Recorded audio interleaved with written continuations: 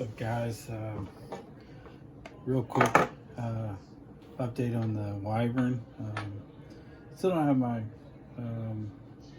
belt tensioner parts,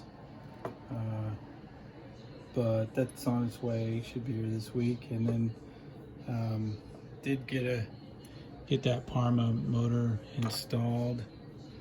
I'm using a 21 tooth pinion. Seemed to go in there okay. And then I still got to get a steering servo mounted.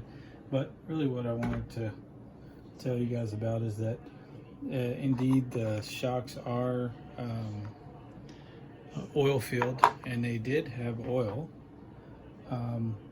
What they didn't have was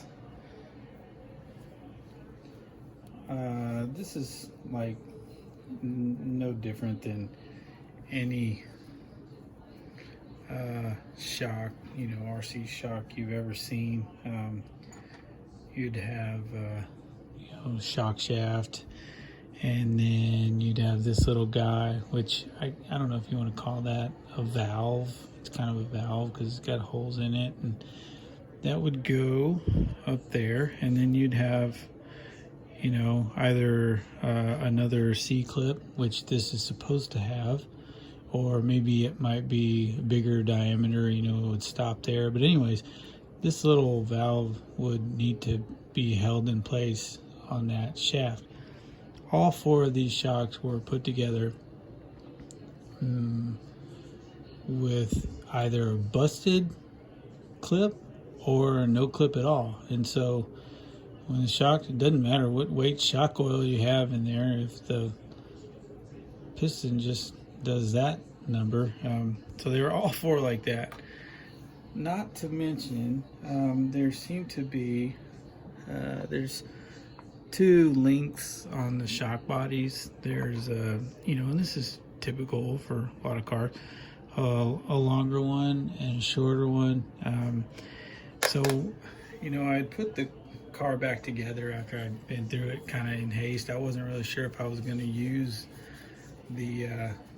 those shocks or not, but come to find out, one of the longer shock bodies had a short shaft and vice versa.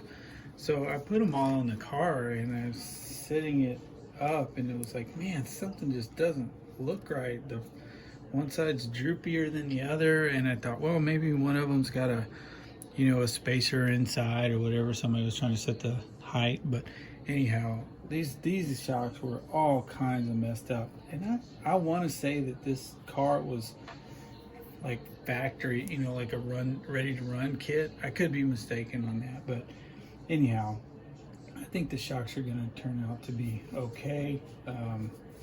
I'll put them all back together. One of them was actually missing one of the two O-rings as well. But anyhow, that's all I wanted to say. The shocks are gonna work out, and I'll get them back together. And then I'll make another video when maybe that 3D printed wheel gets here, and we'll go from there. All right, thanks for watching.